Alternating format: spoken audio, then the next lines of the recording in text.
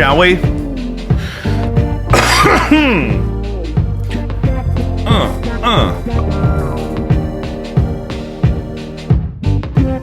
Guys, welcome back to Jacob V Weekly. We are back at the Doorstop Studio, doorstop-studio.square.site. Please check out Caddyshack of New Hamel, Illinois. It's actually just Hamel. Save a life or 9.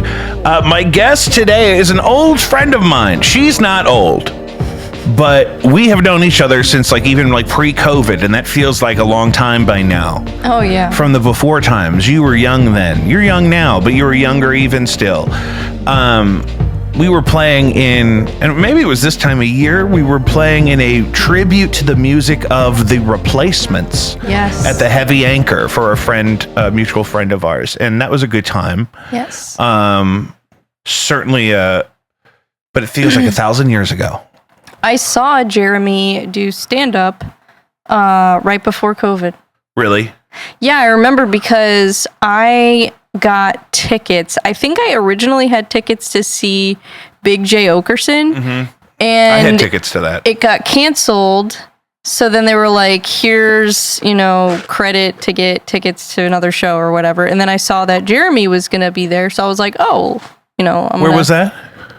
Helium. Was that the recording of the album? I don't think so. Okay. It was, who else was there that same night was Steve-O.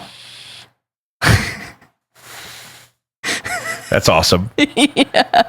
I remember because I saw him walking in, and then I saw his dog. Yeah. And I was like, oh, that's Steve-O and his dog.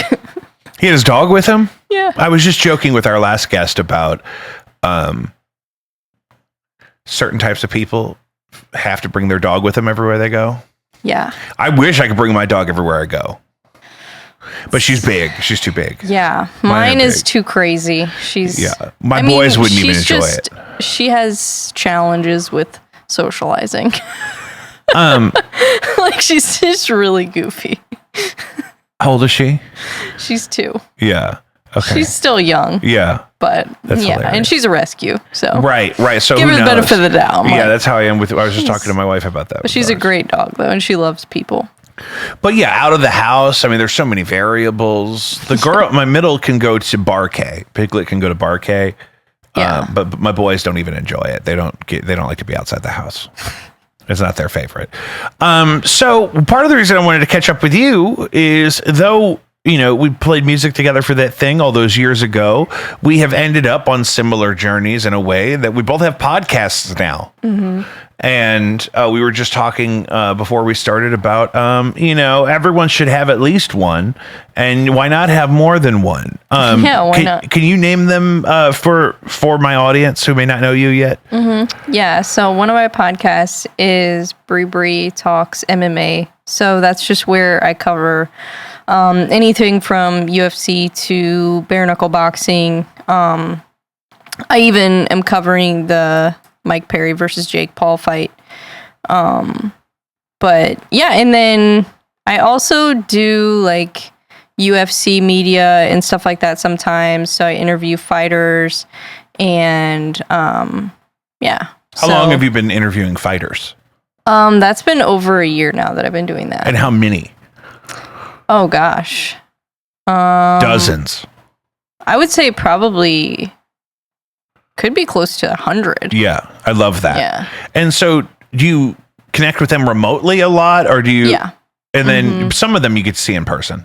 Yeah. So at the UFC, the way they have it set up, so for the media day, which is usually going to be the day before the weigh-ins, they kind of get everybody in a room, and then each table has microphones set up so you can ask questions, and then the fighter is on the end of the room, and they're kind of on a riser so everybody could see them.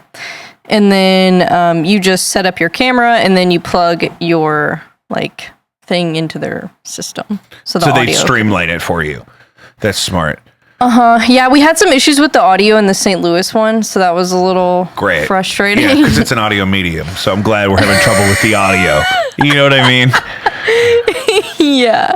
So that was a little frustrating, but it's okay. But it is really cool to do that. And I think that was, to me, the coolest part of the whole thing. But it seems like that's not really like how you make money. You know, it's just like that to me was really cool. Yeah, it was a passion project. And it wasn't necessarily like... I mean, if you go there and you film everything and you upload everything like as fast as possible and you get all the content out as fast as possible, then like, yeah, you can make money doing that. But then you don't get to enjoy it. You don't get to soak it in. I have that problem. And I can't... It's just like, that's too good of an experience for me to prioritize, you know, making money over enjoying a once-in-a-lifetime experience. Like UFC 300. That's why you got into it. Yeah, exactly. So, but I still got a lot of great content out of it, but I feel like my content was like done in a creative way. So I didn't have as much content because what people don't realize is that like when you create content that is creative and you do put the time into like little details, then it takes time and you also can't force it. I think so. Yeah, it's not like these, I don't know, somebody told me that there's like these people on Fiverr or whatever that like make these reels and like clips for people and it's like super cheap. And so a lot of it's probably super cheap because I do it myself for just my own show. I've never done it for anybody else. I've talked about it before. We use Opus Clip. Yeah, a lot of people use that. And you know, the thing about Opus Clip though is you have to go in and play with it a little bit and make yours different from everybody else's. Because now I'm seeing Joe Rogan clips that are with the same caption generator that I use. If you use it in default mode, it's mostly white font with some green and some yellow highlights. So I try to never intentionally use those highlights. Sometimes but you have to remember every time to select one of the other templates. And I mean, and when you're doing all that yourself, it's exhausting. When you're doing it for somebody else. I do all mine manually, so. Woo! I don't do the captions manually. I know. I love your clips. That's why I wanted to mention that. Yeah. I just love creating things that are unique. And that's the thing. It's not going to look like everybody else's. Yeah, and I'd rather create less content and it be unique and important to me and something that I like.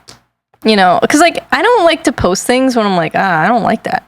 Like if I don't like it, I don't want to post it. Yeah. No, I mean, right, exactly.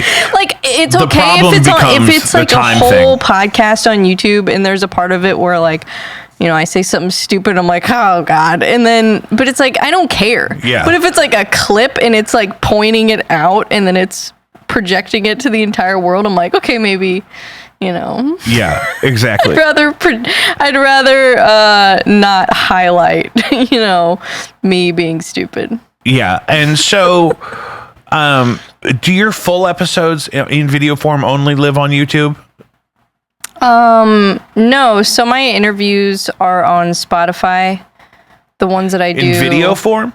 Oh, that's cool. Yeah. How do you do that? You just upload it directly to Spotify. Spotify for podcasters. Yeah. And then it'll also basically do the same thing that Buzzsprout does. That's your aggregator. Yeah. You upload the video to Buzzsprout. No, I used to, and then I started uploading it there, but it puts it on iTunes and like a couple other ones. I don't know. Dude, there's so many. I've only ever listened to podcasts on Spotify and iTunes, so I'm like, I don't know what any of these other things are. No, it goes all over the place, but it's like the music too. Like, I mean, when I release a single, I'll get emails that it's on something I've never heard of. Yeah. Your Busybody by No Antics just came out. It's on Deezer officially. But apparently some of these platforms are big in other countries is why the aggregators send them there. Because like iTunes and Spotify are obviously top dog for audio format podcasts in America. Well, I might That might be a good idea then, because I have a lot of people that watch my stuff that are in other countries. Exactly. Because MMA is like an international sport. Yeah, especially if you're talking other continents. If we're talking if we're talking Africa or Asia, there's platforms that have hundreds of millions of users there that we've never heard of because they got the plug on. They were the official outlet of that certain market for whatever the regulations were or whatever the thing is, and that's why there are so many of them. I've learned in trying to study some of this. We see this is turning into a power meeting. We're conquering the globe right here. So exactly, Bre, what made you decide to learn how to do all that stuff with the editing and the producing of your own podcast? Because I know I've had to do it live on camera for the show, and it's a journey. So, I mean, did you have to do all that by yourself? Yeah, I mean, I didn't really want to. Yeah. But I wanted to like talk about things, you know, that are important to me. And not even like from a place of like, oh, I know more about this than anybody. Like, I was not like wanting to compete with anybody. I just wanted to like do my own little thing, you know, and hopefully one day make money doing that.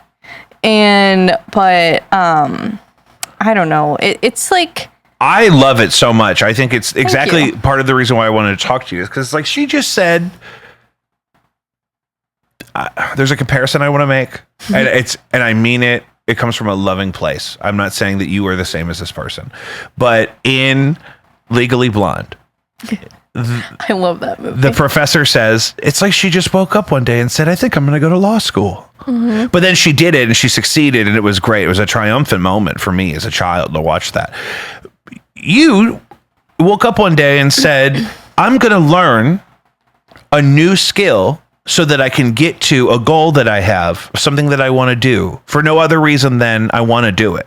And then we'll figure out how to make it viable economically after the fact. But I think that's what I liked about that journey for you is that your show was very much driven by your own enthusiasm. You're not trying to be somebody like that we already know. Like you're not trying to emulate somebody necessarily. You are excited about the things you talk about, and you're just out there doing it because you want to do it. And so that's why I think, like, I'm not a fight guy. Like we talked about that, right? Like I'm not like, there's some of this that I know a little bit about because you hear a lot about it. I think a lot of it's cool. I just haven't caught up on any kind of sport really at all in my adult life.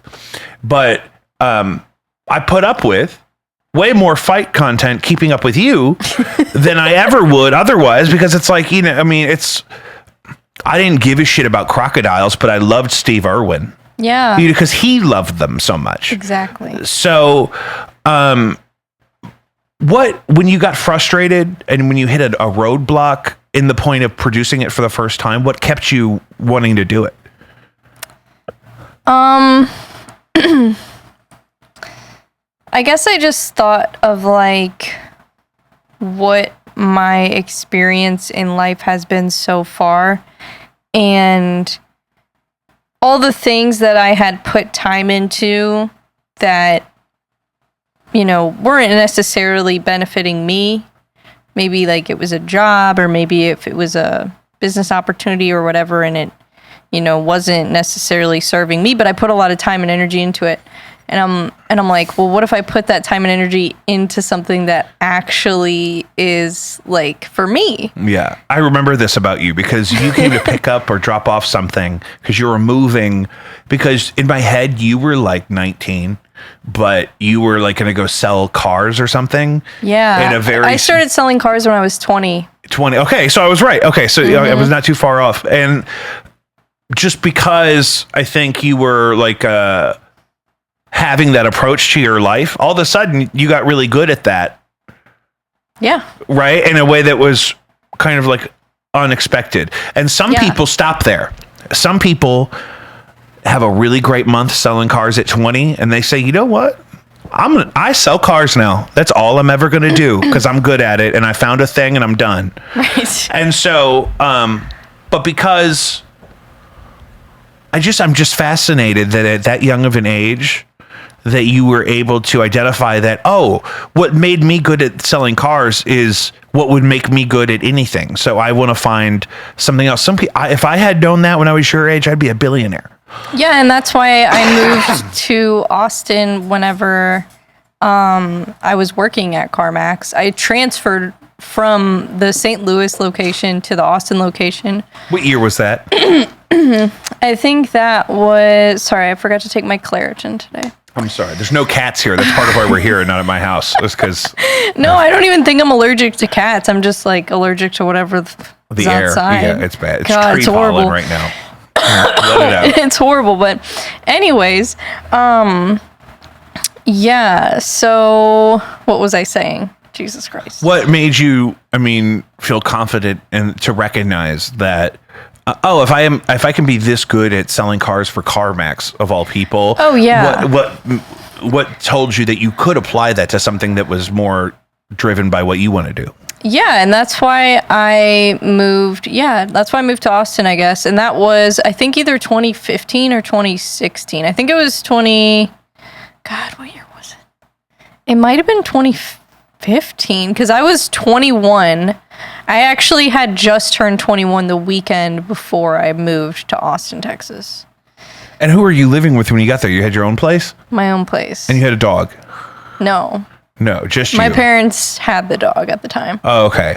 Yeah. And it was just That was you. like our family dog, Mocha, Yeah, the I little remember. brown Shih Tzu. He lived to be like 17. Yeah, that's crazy. He was I got awesome. one of those on my hands. My boy Lewis is 11, and his mom lived to be 14, and she Shih did Tzus not are have amazing dogs. the level of mine's on a Shih Tzu, but that's that longevity is crazy. Those little dogs too, like they just live forever. But yeah, so I decided that I wanted to just move somewhere that I could, I guess, be more comfortable being myself. And I thought that, maybe Austin would be the place for that. And it kind of was, honestly, because there were a lot of people there that had a very similar mindset. They were very friendly people.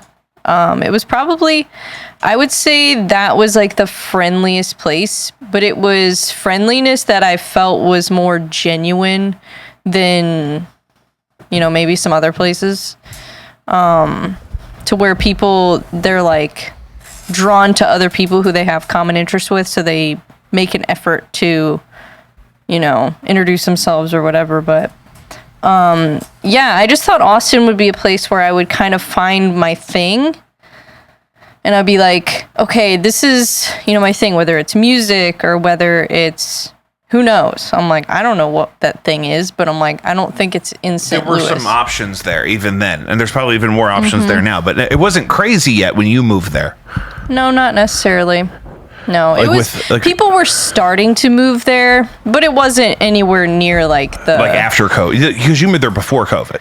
Oh, yeah. That's a way gold before. mine. I wish you had bought a house down there. I know, I should have You'd stayed be sitting there. on 1.2, baby. People convinced me to move back, and I'm like... I guess. I mean, I wasn't doing... You didn't know wasn't that the doing world was going to well. end and that people were all of a sudden going to move No, I didn't to know Austin, that. Texas. I did not know that. But I knew, but when I moved there, I knew Austin was going to be a great place, and I knew it already was. But when I left, I didn't know that, I didn't know that was going to happen. I didn't know that it was going to be like, just a mass, like, I mean, there were literally so many people moved to Austin. Not even just from LA, from multiple places. Over the country. Oh, because they come from the East Coast too. Yeah. But anyway, sorry, I keep getting distracted looking at your camera. But anyways, yeah, so it was like, I don't know, maybe, I can play music more. And I'm like, I don't know if I'll necessarily end up doing music as a career, but I at least will be able to do it more. I'll have more opportunities. And I did. Like, you could do an open mic every night, and it was like, people were good. Like, it was different, and it was really cool. Was it accessible though? Like as an artist trying to cut in and just get some time, was that okay? Mm-hmm. Yeah. I mean, that was years ago, but Like, yeah, of course. That's nice that you got to catch it while it was like that. Yeah. And so, yeah, it was really cool. And so, but you didn't start podcasting there. No. You started podcasting when you came back. Mm-hmm. And a while after. Yeah. Yeah. I mean, unfortunately, when I lived in Austin, I don't know if it was because I just turned 21 and it was like a new experience that I can like go out and drink. And I definitely did that too much when I was there. And I think that really held me back. But it's like almost kind of part of the culture. Like when you're a musician, you're, having fun. Like I don't know. And maybe that's I had this bad problem. thing. I mean, I am way more successful and productive since COVID because I quit drinking that first week of quarantine.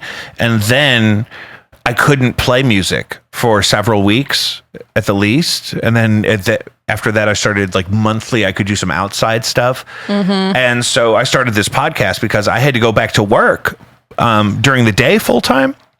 But I couldn't perform on the weekends. I mean, up until we didn't even have a vaccine yet. And I was going back into the office, but I couldn't go and have my outlet, which was performing.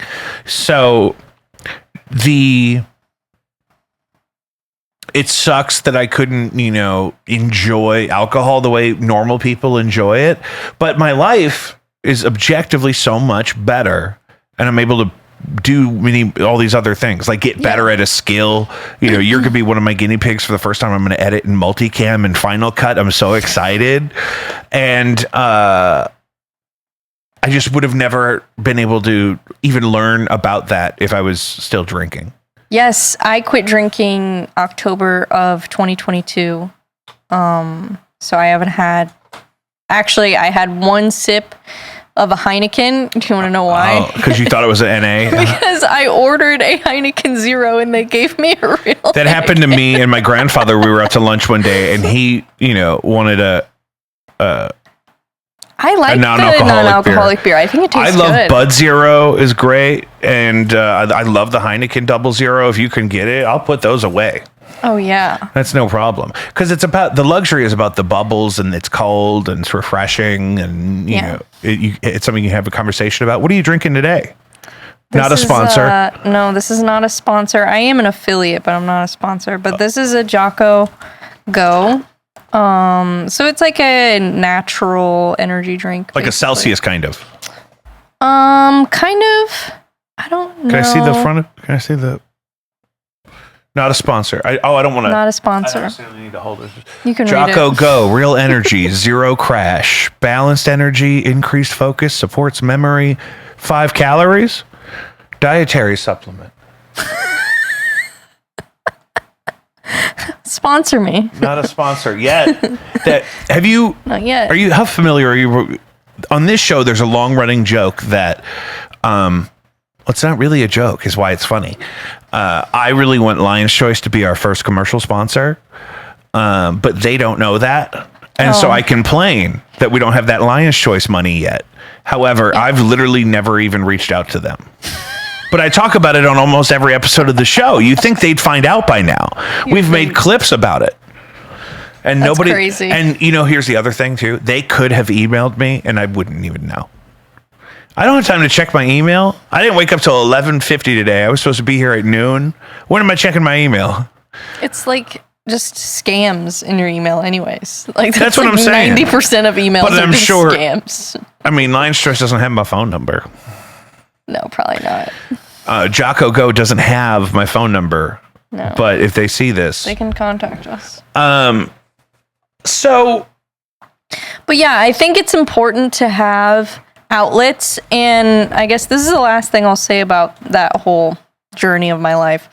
But like whenever I moved to Austin, I feel like that was an opportunity for me to have like those outlets in my life. Like I lived by myself. I didn't have anybody there, tell me what to do. I did have neighbors there that like complained about noise all the time, so that was kind of annoying. But if I would have ended up getting like my own house there, then I could have had complete, like freedom to like, get a drum set or whatever. And like I could have those creative outlets.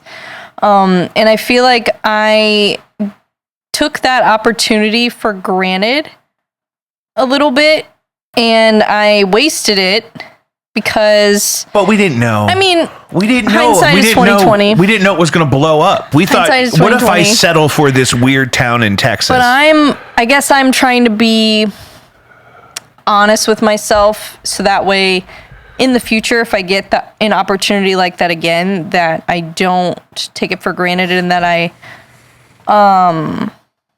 I guess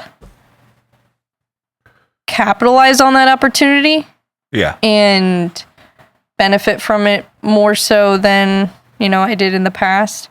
Because, I don't know, I'm trying to think of why that happened, because right before I moved to Austin, like, I was doing really well. Like, I was making good money. Wait, but I thought you moved down there with them, with the job. I did. Okay. But I worked on commission. So I was making good money, but I was doing it 100% on commission. And it was different down there? And I did it consistently, and I was only 20, so I didn't have a lot of bills, Yeah, you didn't have $200,000 in student loan debt. No. You weren't old enough to I didn't have any debt. Yeah. That's the thing. And this is what I tell young people. You got to launder your value in the equity in your home. And because that's what my brother-in-law did. He had no debt because he never went to school. He's a chef. Yeah. And he, when quarantine started, he bought a house like right away. And rents part of it out to his brother, actually, which is another, like, if we could go back in time, we would tell you then, buy a house in Austin, rent it to some other people, and then their rent goes way up after quarantine. Yeah. I couldn't find a job there because, like, for some reason, outside of the car thing, I just didn't do as well in that market. It's so interesting. It's so weird. Maybe like, it's misogyny. I did have somebody that refused to work with me because I'm female. And what could you possibly know about cars? Right? Yeah. Even though you look like every young lady, like service department manager I've ever met at a place where you might get something like a Mustang or a Camaro or a Hellcat SRT, something of that nature. There's representation of your demographic in that market.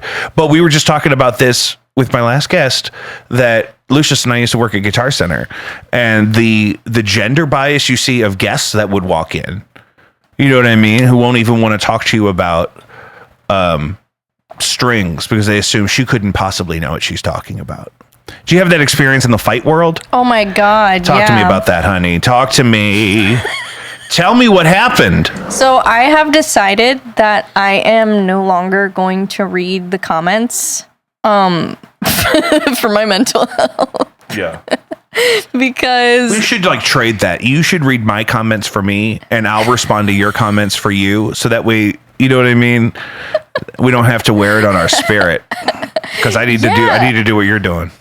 I don't know, like, can I tell you a comment I got recently on a clip? Because this is totally exactly what you're talking about. That's just, we shouldn't read these.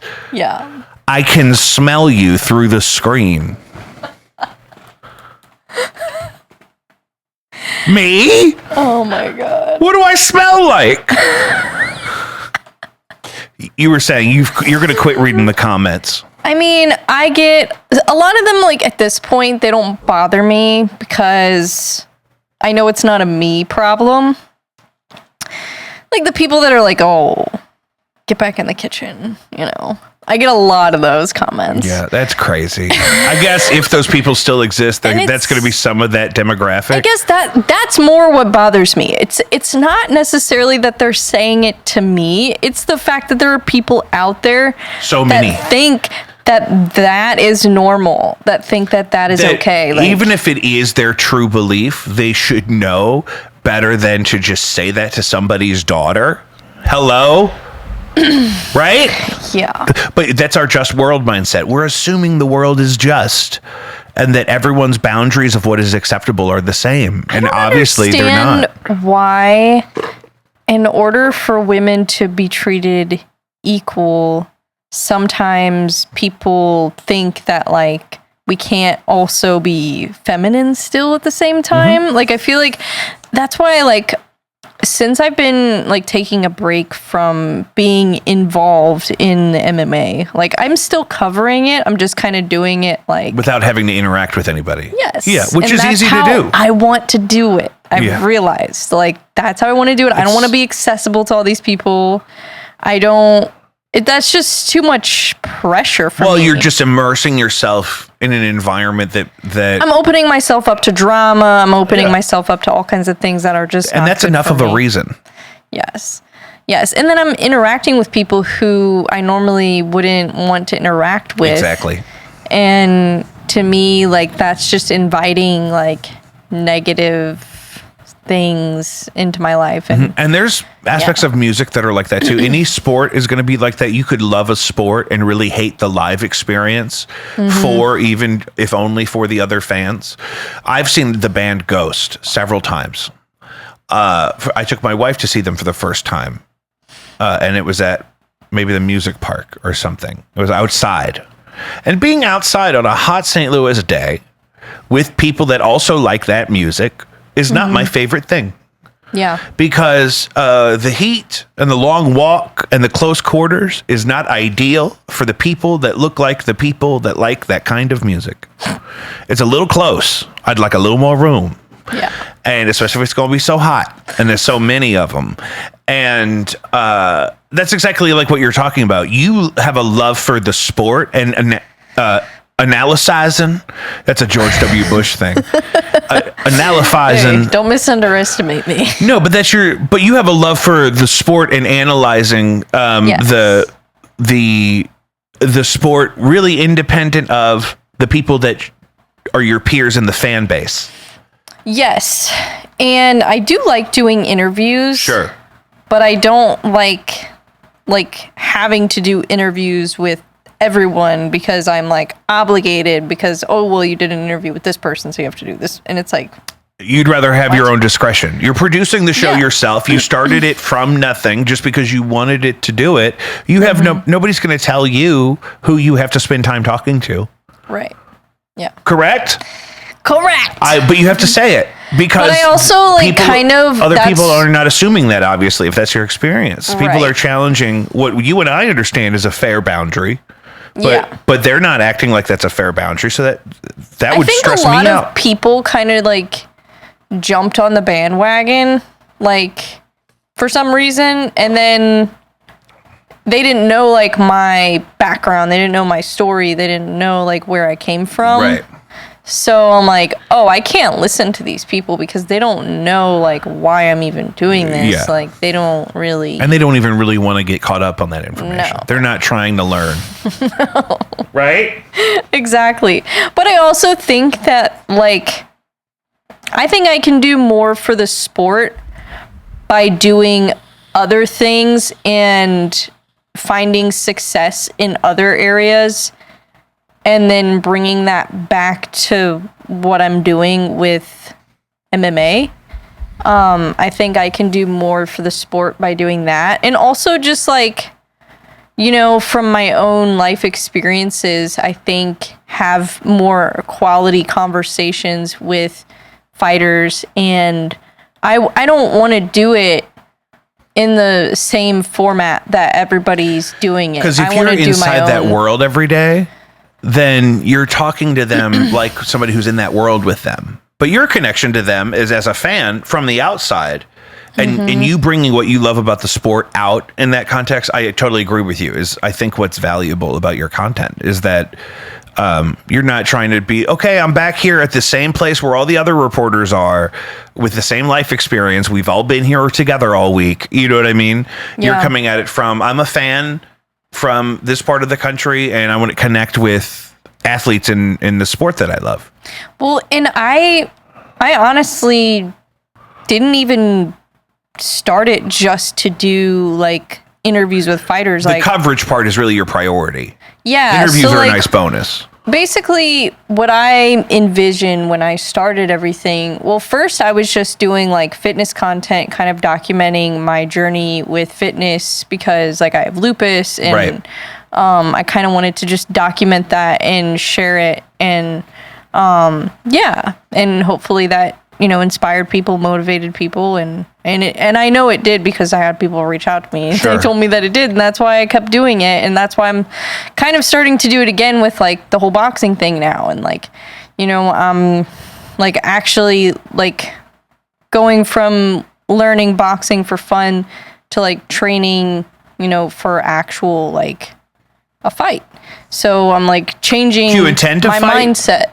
I would like to compete before the end of the year. Yeah. Sure. That's one of my goals. Because you could train up to the point of fighting as if you're going to fight and then not fight. I didn't know if the goal was to fight or not. No, if I sign up to fight, I'm going to do it. Yeah. And the part of that's your own desire to, immerse yourself in that genre of sport that you already have this passion for. Mm-hmm. And that also is something that I want to carry over. And that's why, like I was saying, like I think it's important for me to have different things, different experiences that I'm involved in, whether it's a career or whether it's something I'm just doing as a hobby or whatever it is, or it's the beginning of a career, whatever.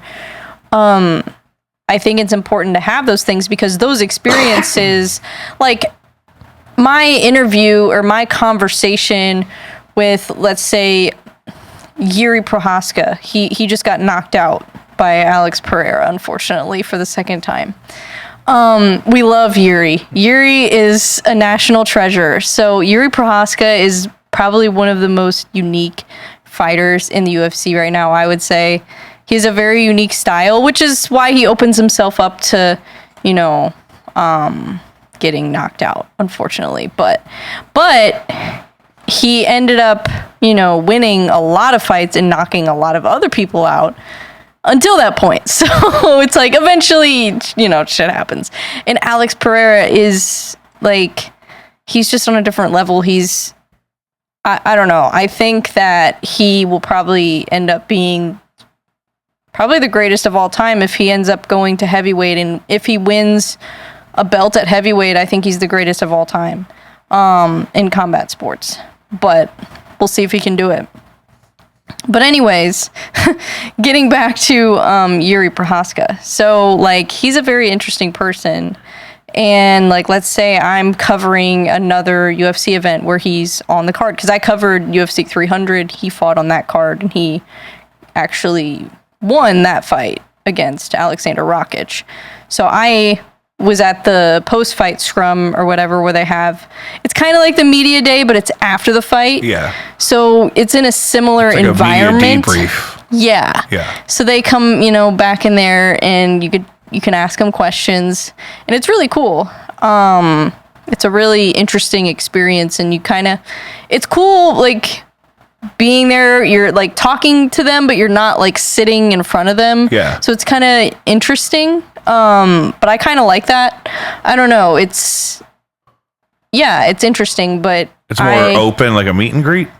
Not necessarily. It's like it's all just media people there. It's not like fans or anything. Right. So but it's like, is it decentralized? Like you just are having conversations? Or is it they're on microphones still? There's microphones, so like each journalist usually will have a microphone that's like next to them. Got it. And then you just, if you want to ask a question, you just ask a question, and you're usually like filming everything, and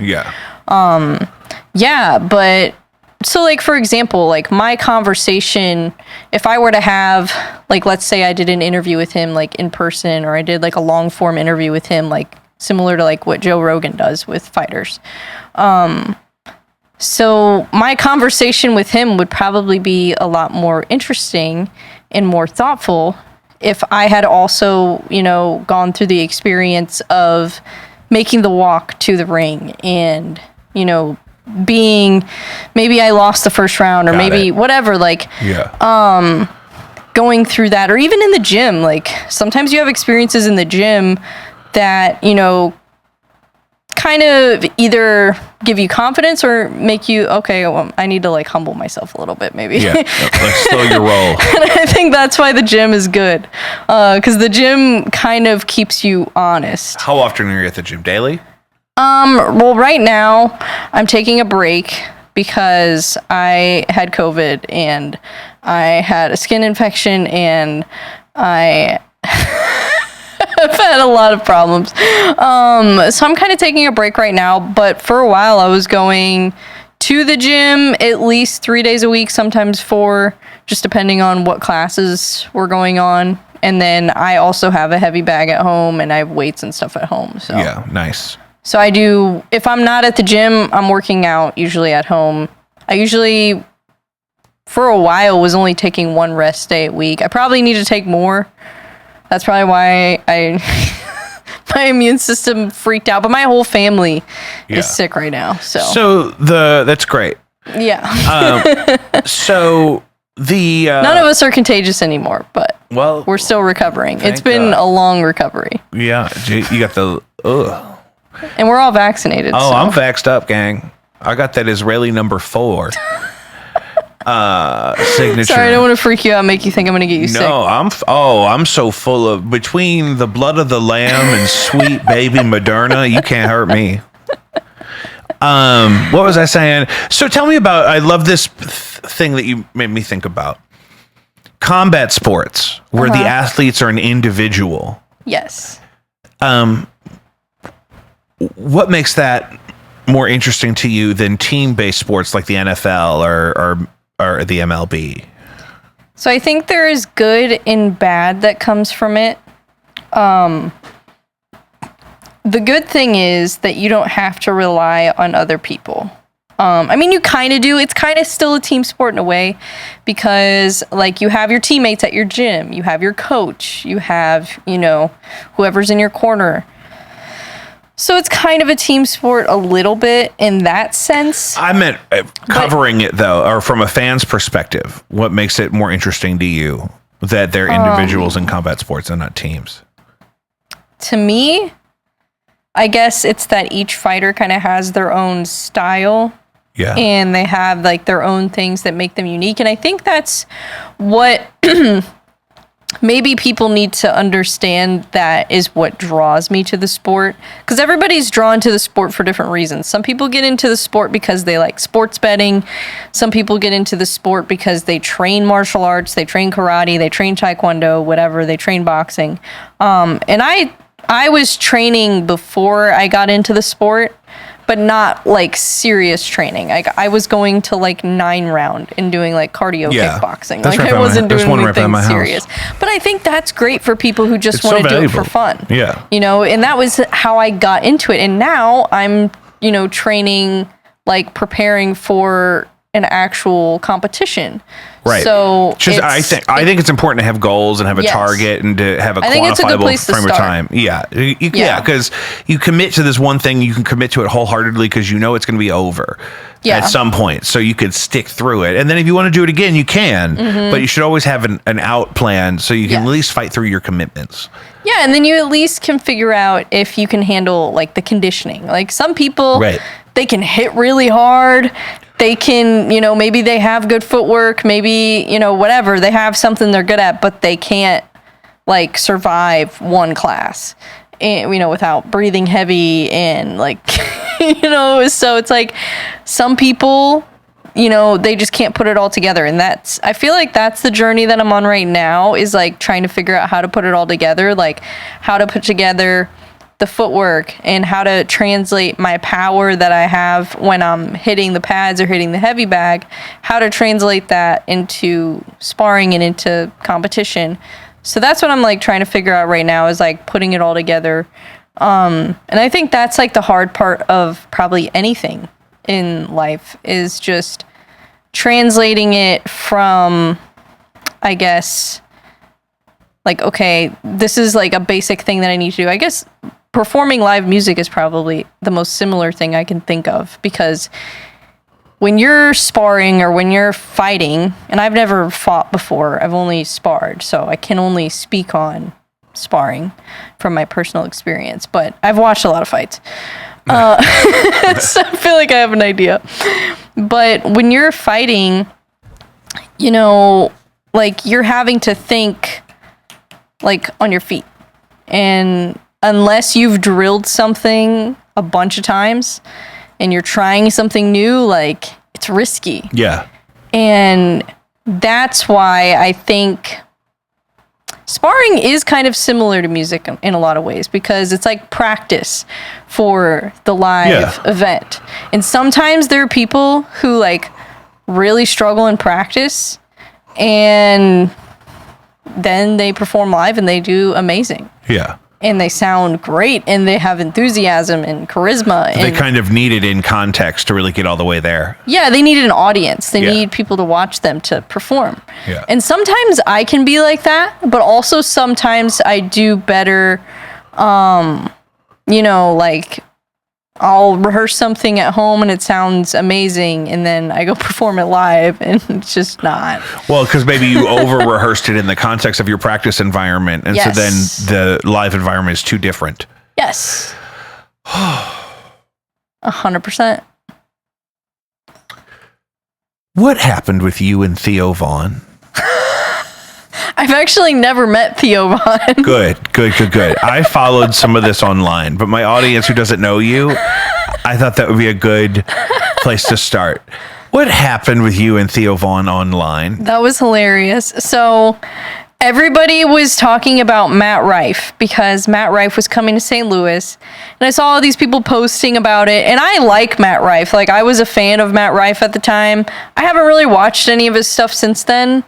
I'll be honest, I haven't really watched much stand-up since then besides like the classics.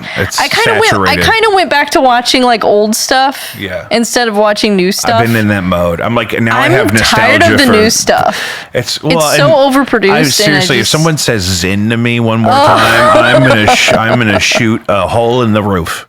I want more like basement quality stand-up comedy. Like, the sound quality should be good, but like, and the video quality should be good. It should be fine, but you don't need like, cinema cameras. Oh my god, it's just bothered. It just makes it less funny. We're jumping the shark. The podcasts that were successful mildly before COVID that then exploded in COVID are now, it might as well be NBC.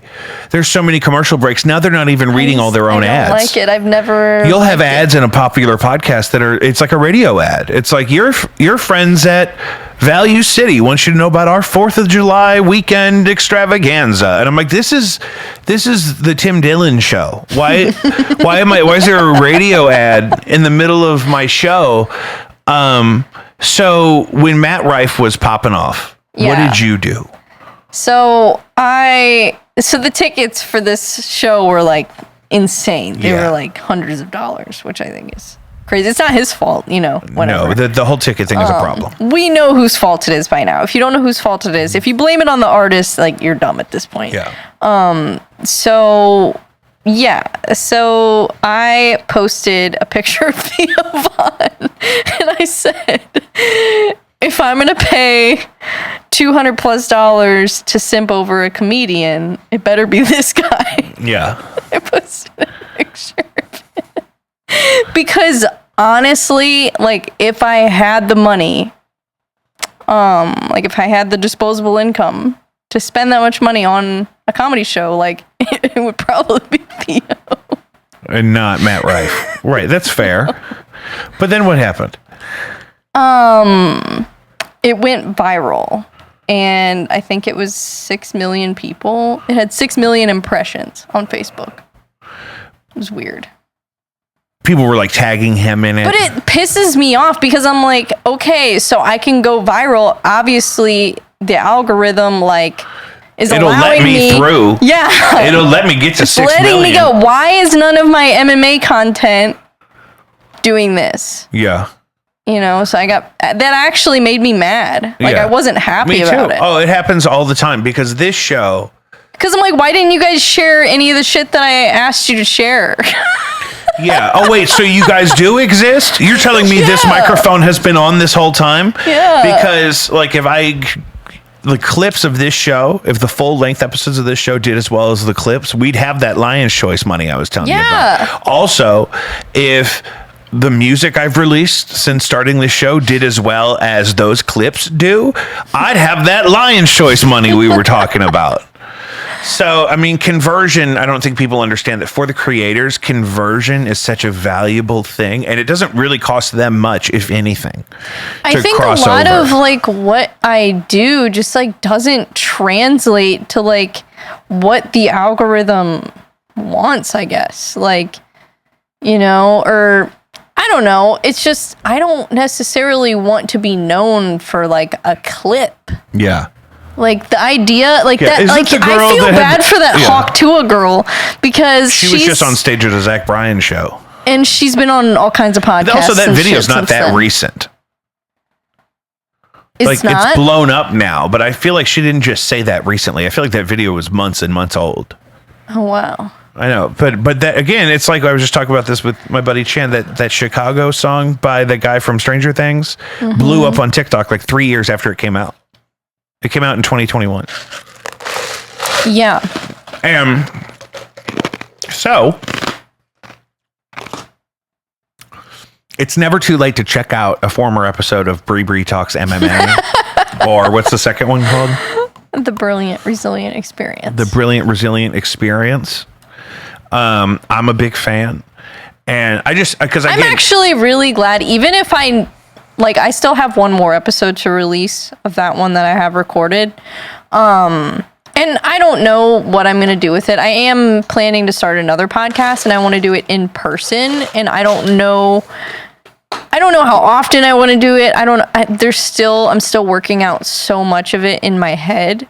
And I don't know if I'm going to just like stop doing the other one and just focus on this one and then maybe eventually bring this one back. I don't know. That's hard to decide because there's so many factors with like we're talking about with the different platforms. So many factors. So I'm just following my heart right now. I love that. It's my favorite thing. I'm letting my intuition guide me.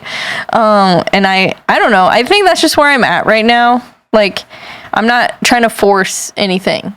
I'm just letting things just freaking figure themselves out, because the more I try to force things, I feel like that's when I get frustrated, and that's when I start to I don't know, I guess be more self-critical. So when I'm less critical of myself, I feel like I create better quality work, ironically. I think you're absolutely right. You're certainly creating work that you enjoy more. Yes. And are you an only child? No. How many? I have a younger sister, and I have 2 half brothers that are older. Yeah. I'm just, because I think you're absolutely right. But what you were just saying there is so introspective in a productive way that I just wish we knew how to teach people how to do that. So I asked you if you were an only child to try to figure out where you might have learned that, because I think that's absolutely brilliant and absolutely correct, and I totally agree that that's what you should be doing. I just wish more people could come to that conclusion in their own life. Yeah, I think also, and I don't know, people might disagree with what I'm going to say. Well, let's try it. Like it, but let's roll those dice. I don't know. I just like to say things that I like to be real about, like what I'm experiencing in my life. And I've always been that way. But yeah, so like right now, I feel like the reason why I wanted to like take a break and kind of distance myself from like the MMA community and from like basically just people, because I was just accessible to way too many people, like I was saying. And now I also feel like because I was in, I guess you could call it a man's world, whatever you want to say, it did kind of feel like a boys' club a lot of times. Oh, sure. And I feel like that, unfortunately, kind of like brings out more of like my masculine characteristics, and not that there's anything wrong with that. I don't think that's a bad thing. I think it's just a bad thing for me, because there are parts of my personality that are, I guess, like more of my feminine side that I like to embrace. And I felt like I couldn't do that in that role. And I didn't feel like myself. Yeah. And I feel like... You didn't feel like you were welcome to be yourself. Yes, exactly. Yeah. And maybe it's not even a masculine, feminine thing. Maybe I'm like overthinking it. But that's kind of what it feels like to me. I don't think anyone's going to hear that you were trying to be me. I don't think anyone's going to hear that you were trying to be your authentic feminine self in the MMA environment as a journalist, and that maybe your femininity was suppressed by that environment. I don't think anyone's going to disagree with that. Yeah, that's what I felt like, which is weird because here's the thing. The people, like, I'm not going to generalize and say all the people in the MMA community, because there's a lot of people in the MMA community that are not, they're just not very loud. The loud ones are the ones that have the opinions. The strongest opinions are always the loudest people. So, so these people, you know, they're kind of hypocritical, because if I embrace my feminine side and I'm like feminine and I'm myself and I'm just how I want to be, and I portray that in my content, then sometimes I lose people. And I do think it's more, I can relate more to like the mainstream audience, but I lose a lot of like, I guess, the community. And I don't know, maybe I'm wrong on this, but I think that for me, like, the problem with that, and I don't know, I'm kind of going on tangents here. No, that's important. But I'm trying to like get this thought out. But for me, it's just like, I think these people, when they say, oh, I like women that are feminine, but they don't like women that are feminine in their workplace. Yeah. Yeah. Yeah. I want women to be a certain way and not be with me when I'm at work. Yeah.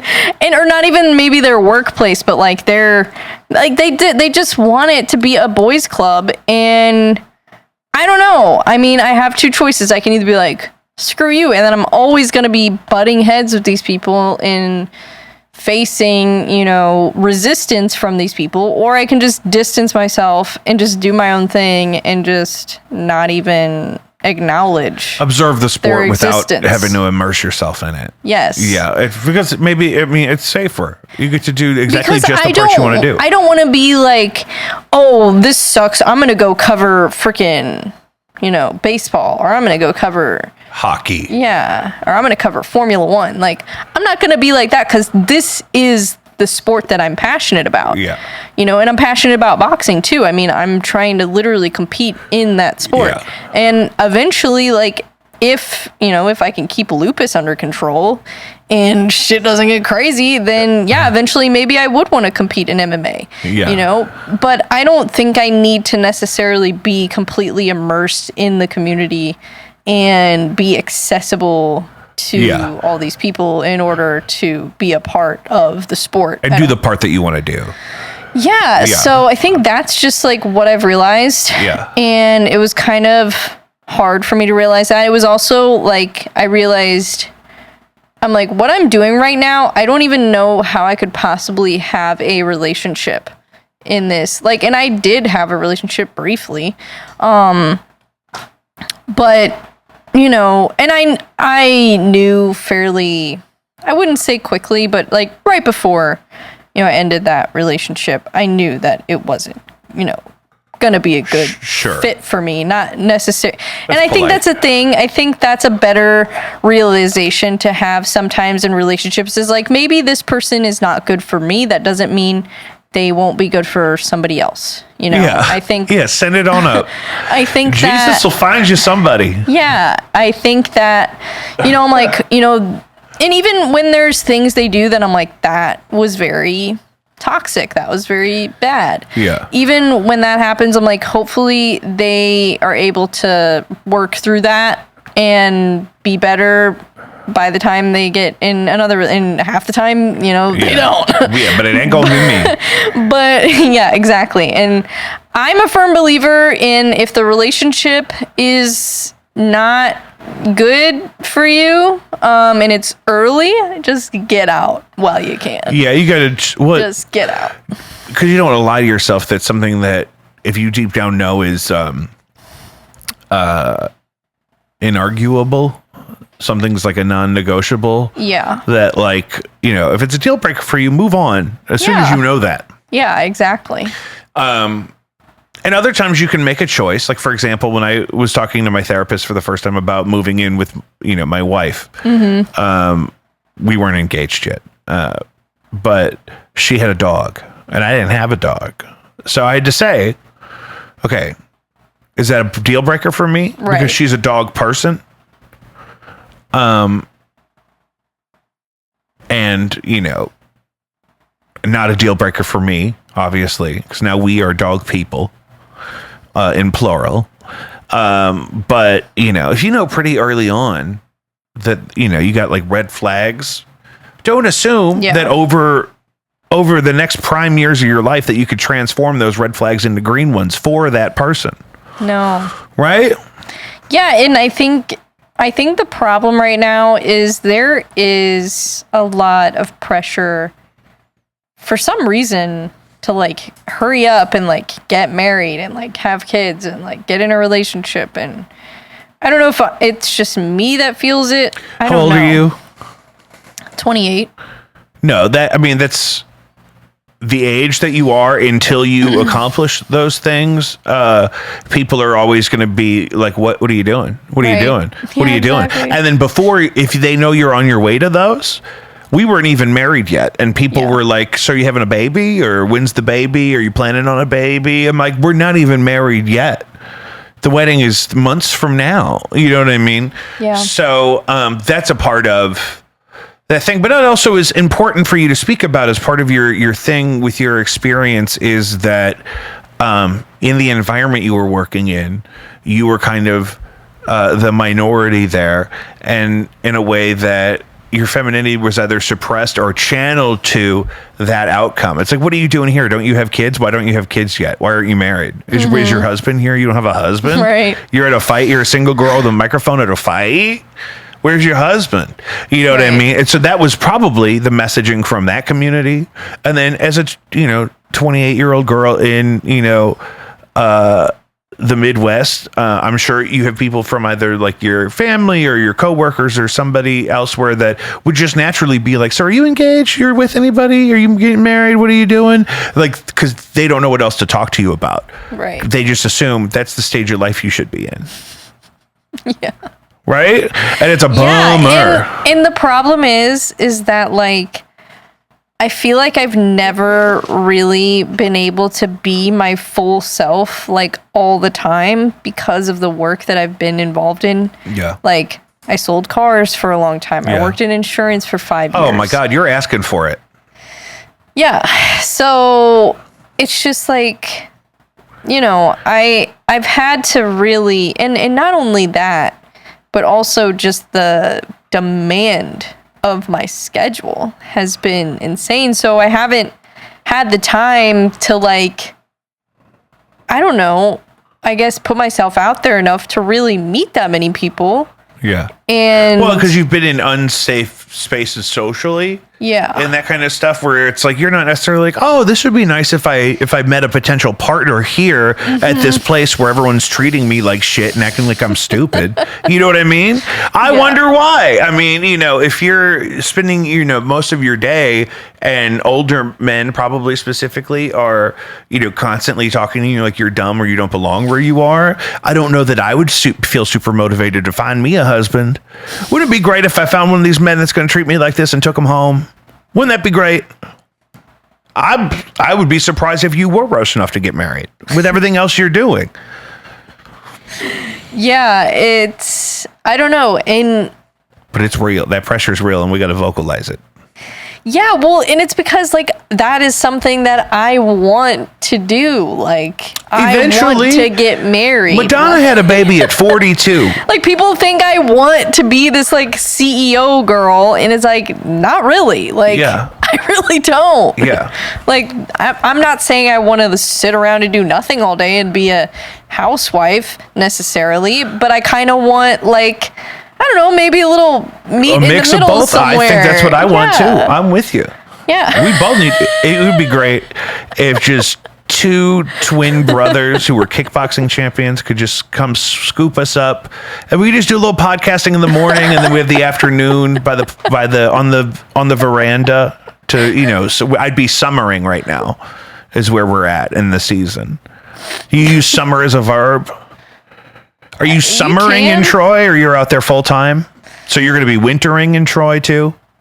Hopefully not. Oh, cool. Okay, I know. love that. I'm just going with the flow. Yeah, because the flow as the winter approaches would probably draw me south if I were you. Yeah. You know what I mean? Have you spent any time in New Orleans? No. Oh my God, you would like it. Yeah. Even as a sober person, like it's a great time. Yeah. You save a lot of money not drinking, but then also there's plenty of things to enjoy. I don't drink alcohol. I haven't drank alcohol right, me neither. Since October 1st, 2022. That was celebrating my 27th birthday? Yeah, because my birthday's in September. Yeah. Yeah, so I was probably celebrating my 27th birthday. It was an espresso martini. That's a great last drink to have. But I love an espresso martini. It was so good. It was an espresso martini from Bristol. That's nice. It was nice. That's nice. I do love luxury. They fucked up my steak first, but that's okay. Oh, how do you order a steak? But it's okay. They comped it. I like it medium rare. Yeah. Yeah. Sometimes rare. I'd rather them, if they're gonna fuck it up, I'd rather them fuck it up rare. Yeah, that's how I am too. Medium. But a lot of cuts of meat well. really prefer medium rare. Yeah. But I do enjoy, in the appropriate context, something that's like black and blue or like you know, more rare or whatever. But it doesn't always have to be like that. Like medium rare is anything above that though is the only thing I miss about drinking alcohol. It's not being drunk. It's not the effect that alcohol has. And this is why I think there's opportunity in like the non-alcoholic space. Or also, like I don't drink, but marijuana is legal in Missouri. Oh yeah. I enjoy marijuana. So my thought is, why not take some of these like an old fashioned, and instead of alcohol, it's like it's a spirit. THC. It's a cannabis spirit. That's brilliant. Why I'm has sure nobody you could done? bring a brand to town. Somebody's got to be doing this. Somebody's doing one, but you should. But you know what? I had the other night. Shout out to Up Late, not a sponsor. I will sell it. This is what I'm saying. We got to set this up.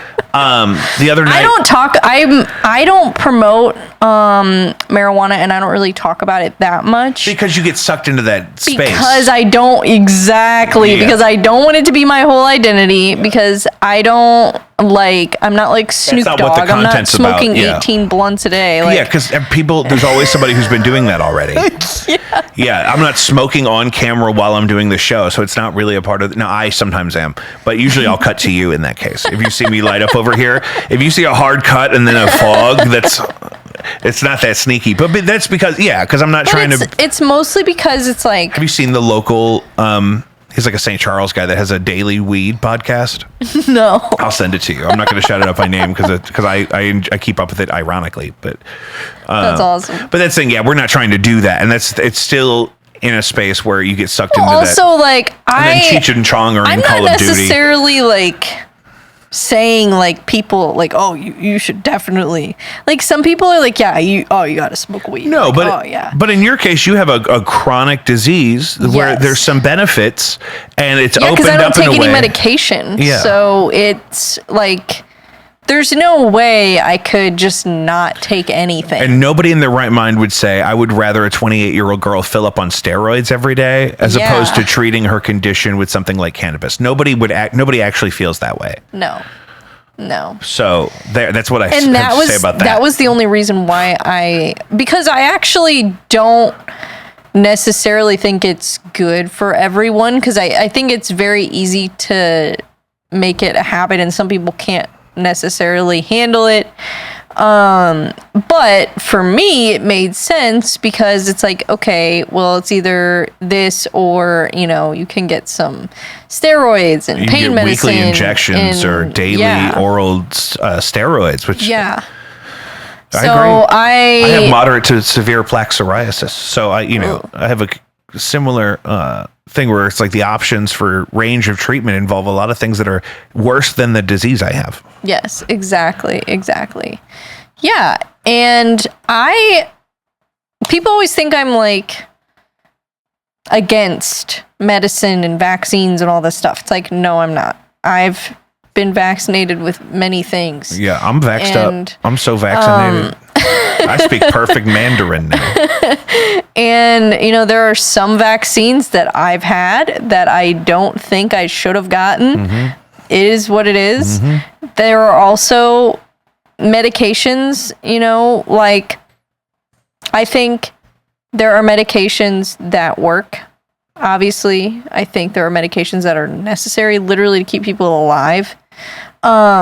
But if you don't have to, I don't really believe in like taking. Well, you got to have a nuanced perspective every single day. Yeah, on that range. For me, this is like a me thing, I guess, because I don't want to impose that on anybody else. Because like, if somebody's taking a medication every day, I don't want to be like, oh, you got to stop doing that. It makes sense for in the range of treatment options for what you're experiencing. Because nothing I've taken has worked for a consistent amount of time.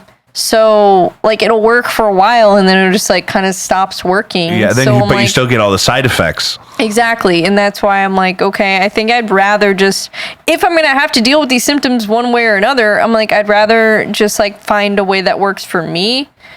And, sometimes, I do have to get I had to get a steroid treatment because I had a skin infection. And so sometimes there are times, like I said, where I do need medication intervention and but for lupus every day on something that they would give you that you would take like that, it's not necessarily worth it yet in your journey. Not in my opinion. No. Yeah. I think it's better for me to focus more on my lifestyle, which is part of the reason why I quit drinking because I knew that removing that would be okay. Well, there's a lot of inflammation that is already going to be gone by getting rid of alcohol. That's been my experience. Yeah. I've lost 70 pounds and oh, wow. I've made a huge jump forward with, all my autoimmune stuff, mostly just since I quit drinking, really without adding much else valuable. I mean, my diet's kind of naturally improved over time. Yeah. But, cause your metabolism changes when you're not, binging big moments of alcohol that could be thousands of calories. You know what I mean? It's like eating, if you look at what I would drink on like a Thursday night, just regularly, it's like eating a dozen Krispy Kreme donuts all by yourself. Yeah, it's a lot. It is a lot. Yeah, and I don't know. I just don't like how I feel when I'm hungover. Yeah, I have so much less anxiety or paranoia about do I need to regret something? Because I remember everything, and I'm never in a place where I'm going to make a decision that I have to disagree with too much later because I'm not like totally messed up. Yeah. We're way over an hour on this. Where can we find you? YouTube, Instagram. Instagram's probably, I guess, the easiest place to find all my stuff. It's just Bre Eckert on Instagram. That's my handle. It's ECKERT. Mm-hmm. Okay, I'm just mostly because I want to remember. I'm gonna put it on the screen, but I don't want to spell it wrong. Yeah. We talked about this, guys. Check out Bre Bre Talks MMA and Brilliant Resilient Experience. Both podcasts by my dear friend Bre here. Jacob V Weekly, patreon.com/Jacob V for the love of God. There's a free tier that has an ever-growing list of things that you can see there, including the show I did with B. James, who was on in June. And then also there's the $1 a week, $4 monthly tier where you get all kinds of exclusive content from us. There's also artifacts you can buy there. I mentioned shout out to Afton Auto. I just give them a huge chunk of money to revive my car, and it's running great. But that means if you need anything on the Patreon, please, for the love of God, we'll see you next week.